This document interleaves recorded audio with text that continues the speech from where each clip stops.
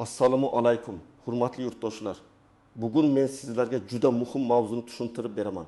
4 oktyabrddan boshlab banklar tomonidan pensiya pullarini berish tartibida nimalar o'zgardi? Kimlar bundan bevosita ta'sirlanadi? Kimlar xavotir olmasligi kerak va eng muhimi, pensionerlar o'z pullarini vaqtida ortiqcha yugursiz olishlar uchun nima qilishi zarur? Bu ma'lumot har bir oilaga tegishli. Chunki deyarli har bir xonadonda pensioner ota-ona, buva, nogironlik pensiyasi yoki boquvchisini yo'qotganlik nafaqasini oladigan inson bor. Shuning uchun videoni oxirigacha ko'ring, hoziroq kanalga obuna bo'ling va like bosib qo'ying. Chunki bunday ma'lumotlar ko'pchilikka vaqtida yetib borishi kerak. Avvalo men masalani oddiy tilda tushuntiraman. Ko'p yillar davomida pensiya va nafaqalarni olish tartibi odamlarga odatiy bo'lib qolgan edi. Kimdir pensiyasini bank kartasiga olardi, kimdir naqd pul shaklida olardi. Ayrim hududlarda bank xodimlari yoki mas'ul tashkilotlar belgilangan kunlarda mahallaga kelib pul tarqatardi. Ba'zi pensionerlar har oy banka borib, pasportini ko'rsatib, pensiyasini yechib olardi. Yana kimdir pensiya kartasidan farzandi orqali foydalanardi. Chunki o'zi yura olmaydi yoki bankomatdan foydalanishni bilmaydi. Endi esa 1-oktyabrdan keyin banklar orqali pensiya berish tartibida intizom kuchaytirilmoqda. Pulni olish jarayonida shaxsni aniqlash, karta egasining o'zi yoki qonuniy vakili orqali harakat qilish, noto'g'ri to'lovlar va begonalar tomonidan pensiya pullarini olib qo'yish holatlarining oldini olish masalalariga ko'proq e'tibor qaratilmoqda. Bu yerda asosiy maqsad pensionerning pulini ushlab qolish emas, balki pul aynan egasiga yetib borishini ta'minlashdir. Lekin amalda ayrim odamlar bu tartibni tushunmasa, banka bo'lganda qo'shimcha hujjat so'ralishi, karta bloklanishi, vakolatnoma talab qilinishi yoki naqd pul olishda muammo paydo bo'lishi mumkin. Men bu masalada eng muhim narsani alohida aytaman. Pensiya bekor qilinayotgani yo'q, pensiya to'lash to'xtatilayotgani yo'q. Hamma pensioner bankda navbatda qolib ketadi degan gap ham to'g'ri emas. O'zgarayotgan narsa tartib, ya'ni pulni kim oladi, qanday oladi, qanday hujjat bilan oladi? Bank pensionerning shaxsini qanday tekshiradi? Karta va hisob varaqdan foydalanish qoidasi qanday bo'ladi? Farq mana shunda. Oldin ko'p hollarda odamlar pensiya kartasini uyda kimga qulay bo'lsa, o'shanga berib qo'yardi. Masalan, ota-onaning kartasi o'g'lining qo'lida bo'lardi.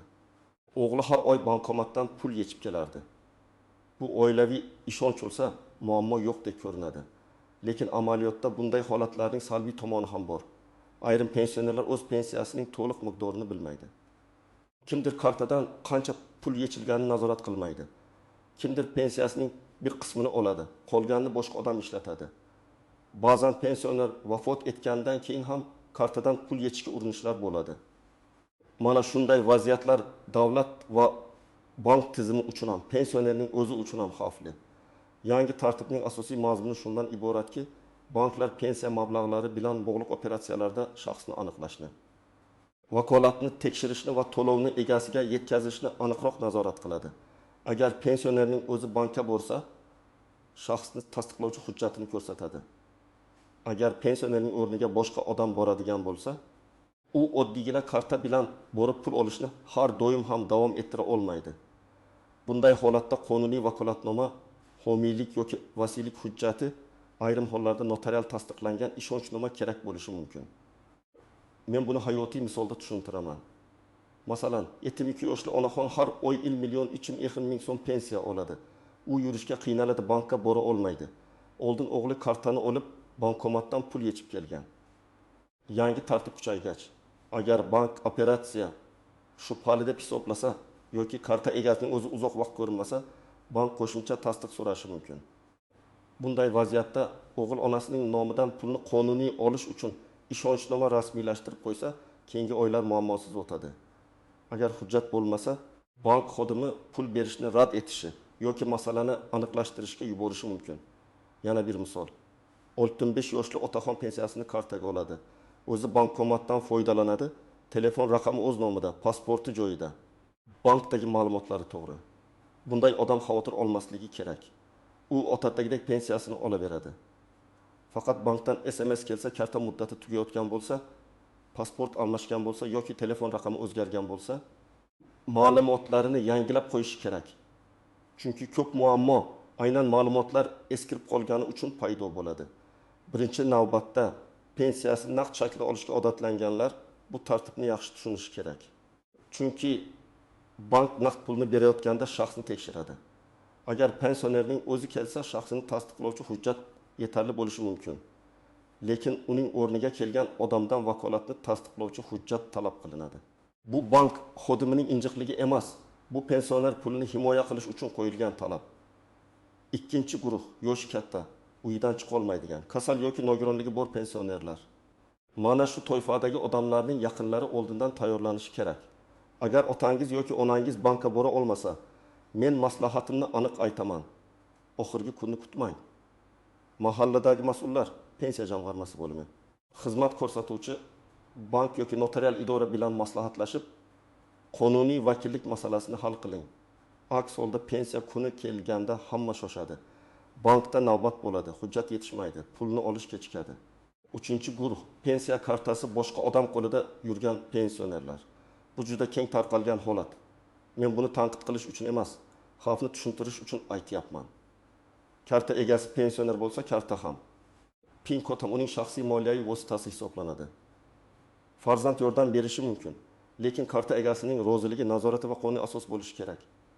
Agar kelajakda bahs chiqsa, masalan, pensioner men pulimni to'liq olmadim desa, bank operatsiyalar tarixini ko'rsatadi.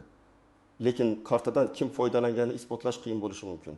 Shuning uchun oilada hammasi ochiq bo'lsin. Pensiya qancha tushdi?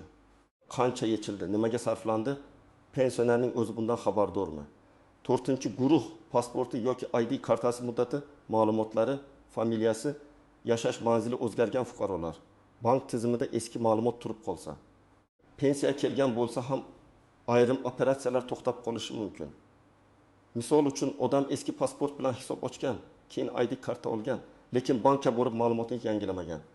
Bank tizimida hujjat raqami mos kelmasa, pul yechishda savol tug'iladi. Bu katta muammo emas, lekin vaqt oladi. Shuning uchun hujjatingiz yangilangan bo'lsa, bankka borib ma'lumotni ham yangilang. Kimlar xavotir olmasligi kerak? Agar siz pensiyangizni kartaga olsangiz, karta o'z qo'lingizda bo'lsa, bank ilovasidan yoki bankomatdan o'zingiz foydalanayotgan bo'lsangiz, pasport ma'lumotlaringiz to'g'ri bo'lsa, telefon raqamingiz ishlayotgan bo'lsa, sizda keskin muammo bo'lmasligi kerak. Siz faqat tartibni bilib qo'ying va yaqinlaringiz orasida yoshi katta insonlarga tushuntiring. Keling, bir nechta vaziyatni raqamlar bilan ko'rib chiqamiz. Birinchi vaziyat, pensioner har oy 20 million 100 ming so'm oladi. Uning kartasi kelinda turadi. Kelin har oy 20 million so'm yechadi, 100 ming so'm kartada qoladi. Pensioner esa pulim kam tushyapti deb o'ylaydi. Aslida pensiya to'liq tushgan, lekin pensioner operatsiyani nazorat qilmayapti. Yangi tartib va bank nazorati kuchaysa, bunday holatlarda pensionerning o'zi karta egasi sifatida ma'lumot olishi, SMS xabarnomani o'z telefoniga ulashi, bankdan hisob varaq ko'chirmasini so'rashi mumkin. Bu uning huquqi. Ikkinchi vaziyat. Otaxon qishloqda yashaydi, bank filiali tuman markazida. Pensiya 1 million 600 ming so'm. Otaxon yurishga qiynaladi. O'g'li har oy ishdan qolib bankka boradi. Agar vakolatnoma bo'lmasa, bank pul bermasligi mumkin. Bu yerda eng to'g'ri yo'l otaxonning roziligi bilan ishonchnoma rasmiylashtirish yoki bankning masofaviy xizmatlari bo'yicha maslahat olish. Ayrim holatlarda bank xodimlari yoki tegishli mas'ullar uyga borib xizmat ko'rsatish tartibini tushuntirishi mumkin. Lekin buni og'zaki gap bilan emas, rasmiy tartib asosida qilish kerak. Uchinchi vaziyat, pensioner vafot etgan, lekin kartasida 800 ming so'm qolgan. Qarindoshlar bu baribir oilaning puli deb kartadan yechib olishga harakat qiladi. Bu juda nozik masala. Vafot etgan shaxsning hisobidagi mablag'lar meros tartibi bo'yicha hal qilinadi. Karta va PIN kod orqali pul yechish keyinchalik huquqiy muammo tug'dirishi mumkin. Shuning uchun bunday vaziyatda bank va notariusga murojaat qilib, meros hujjatlar asosida harakat qilish kerak. Men aynan shuni alohida ta'kidlayman. Pensiya pul ham mol-mulk hisoblanadi va u bilan qonuniy tartibda muomala qilish zarur. 4-vaziyat. Kartasini yo'qotib qo'ydi, lekin pensiya tushadigan kun yaqin. Bu holatda darhol bankka qo'ng'iroq qilib, kartani bloklatish kerak. Keyin bank filialiga shaxsni tasdiqlovchi hujjat bilan borib, yangi karta chiqarish yoki hisob varaqdan pul olish tartibini aniqlash kerak. Karta yo'qolganini yashirish, balki topilib qolar deb kutish xavfli. Chunki karta bilan birga pin kod ham yozib qo'yilgan bo'lsa, pul yechib olinishi mumkin. Endi eng ko'p savol tug'diradigan nozik masalalarga to'xtalaman. Birinchi nozik jihat, bank pensiyani ushlab qolishga haqlimi? Umumiy qoida shuki, pensiya fuqaroga tegishli mablag'. Bank uni o'z xohishicha bermay qo'ya olmaydi. Lekin shaxsni aniqlashda muammo bo'lsa, hujjat noto'g'ri bo'lsa, hisob varaq bo'yicha cheklov bo'lsa yoki qonuniy tekshiruv zarur bo'lsa, bank operatsiyani vaqtincha to'xtatishi mumkin. Bu pul yo'qoldi degani emas. Bu hujjatni to'g'rilash kerak degani. Ikkinchi nozik jihat, qarzdorlik va ijro hujjatlari. Ba'zi fuqarolarda kredit, aliment, jarima yoki sud qarori bo'yicha qarzdorlik bo'lishi mumkin. Pensiya hisob varag'iga pul tushganda ayrim hollarda ijro hujjatlari asosida ushlab qolish masalasi chiqadi. Lekin bu ham aniq qonuniy tartib bilan bo'ladi. Agar siz pensiyangizdan noma'lum summa ushlab qolinganini ko'rsangiz, bankdan yozma ma'lumot so'rang. Qaysi hujjat asosida, qaysi tashkilot talabiga binoan qancha summa ushlangan. Faqat og'zaki javob bilan cheklanib qolmang. Chunki pensioner o'z pulining har bir so'mi bo'yicha ma'lumot olishga haqli. Uchinchi nozik jihat, ishonchnoma muddati. Ko'pchilik bir marta ishonchnoma qilsam, doim ishlaydi deb o'ylaydi. Yo'q, ishonchnomaning muddati bo'ladi. Unda qaysi harakatlarga ruxsat berilgani ham yoziladi. Faqat pensiyani olishga ruxsat berilganmi? Bank kartasini olishga ham ruxsat bormi? Hisob varaq bo'yicha ma'lumot olishga ruxsat bormi? Bular aniq ko'rsatilishi kerak. Agar ishonchnoma juda umumiy yoki muddati o'tgan bo'lsa, bank uni qabul qilmasligi mumkin. Shuning uchun notariusga borganda pensiya va nafaqa mablag'larini bankdan olish, hisob varaq bo'yicha zarur hujjatlarni imzolash. Karta rasmiylashtirish bo'yicha vakolat kerak deb aniq tushuntiring. To'rtinchi nozik jihat, SMS xabarnoma va telefon raqami.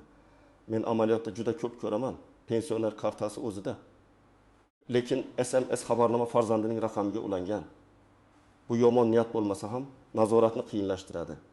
Pensionerning o'zi telefon ishlata olsa, SMS o'z raqamiga ulangan bo'lgani yaxshi. Agar ishlata olmasa, hech bo'lmasa oilada ishonchli tartib bo'lsin.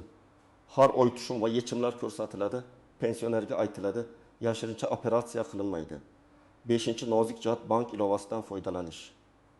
Ayrimlar pensiya kartasini mobil ilovaga ulab, pulni boshqa kartaga o'tkazadi. Bu qulay, lekin xavfsizlik talab qiladi. Telefon yo'qolsa, parol oddiy bo'lsa, begona odam ilovaga kirsa, pul ketishi mumkin. Pensionerlarning telefoniga bank ilovasini o'rnatishda farzandlar yordam berishi mumkin, lekin parolni hamma biladigan qilib qo'yish to'g'ri emas. Ayniqsa tug'ilgan yil, 1021, 1234 kabi pin kodlar xavfli. 6-nozik jihat. Naqd pul tanqisligi va navbatlar. Pensiya beriladigan kunlarda bank filiallarida odam ko'payishi mumkin. Bu yangi tartibning o'zi bilan bog'liq bo'lmasligi ham mumkin. Chunki har oy pensiya kunlarida navbat bo'ladi. Men tavsiya qilaman, agar pul juda shoshilinch kerak bo'lmasa, birinchi kunning o'zida hamma bilan bankka yugurmang. Kartaga tushgan pul yo'qolib qolmaydi. 1-2 kun keyin borish ham mumkin. Lekin agar naqd pul kerak bo'lsa, bankning ish vaqtini, qaysi filial xizmat ko'rsatishini oldindan bilib oling. Endi men aniq qadamlarni aytaman. Birinchi qadam, pensionerning hujjatlarini tekshiring. Pasport yoki ID karta borligini. Muddati va ma'lumotlari to'g'riligini ko'ring. Agar hujjat yangilangan bo'lsa, bankdagi ma'lumotlar ham yangilangandami? Shuni aniqlang. Buning uchun xizmat ko'rsatuvchi bank filialiga borish yoki bankning aloqa markaziga qo'ng'iroq qilish mumkin. Ikkinchi qadam, pensiya qaysi bankka tushishini aniqlang. Ko'p odamlar kartani ishlatadi, lekin qaysi filial mas'ul ekanini bilmaydi.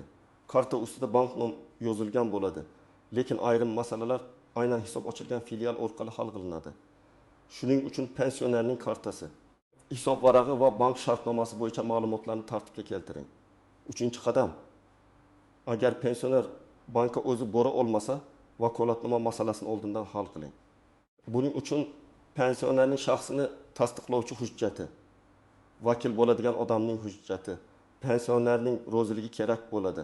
Agar pensioner sog'lig'i sababli notariusga bora olmasa, notarial xizmatni uyga chaqirish imkoniyatini so'rab ko'ring. Har bir hududda amaliy tartib farq qilishi mumkin. Shuning uchun oldindan qo'ng'iroq qilib aniqlash eng to'g'ri yo'l. 4-qadam. Bank kartasining muddatini tekshiring. Karta muddati tugagan bo'lsa, pensiya hisobga tushishi mumkin, lekin karta orqali pul yetishda muammo bo'ladi. Kartani yangilash uchun bankka murojaat qiling. Yangi karta chiqishi bir necha kun olishi mumkin. Shuning uchun pensiya tushadigan kunni kutib o'tirmang. 5-qadam SMS xabarnoma va telefon raqamini tartibga soling. Agar raqam ishlamay qolgan bo'lsa, almashtirilgan bo'lsa yoki boshqa odam nomida bo'lsa, bankka borib yangilang. Bu nafaqat xabar olish uchun, balki bank ilovasiga kirish, operatsiyalarni tasdiqlash va xavfsizlik uchun ham kerak. 6-qadam. Har oy pensiya tushganini va yechilgan summalarni tekshirib boring. Bankdan hisobvaraq ko'chirmasi olish mumkin. Mobil ilovada ham ko'rish mumkin. Agar 1 million 500 ming so'm tushish kerak bo'lsa, lekin 1 million 200 ming so'm ko'rinsa, darhol sababini aniqlang. Bu ushlab qolish bo'lishi mumkin, bank komissiyasi bo'lishi mumkin, boshqa to'lov bo'lishi mumkin yoki siz bilmagan operatsiya bo'lishi mumkin. Aniqlamasdan turib pensiyani kamaytiribdi deb xulosa qilmang. 7-qadam, shubhali qo'ng'iroqlarga ishonmang.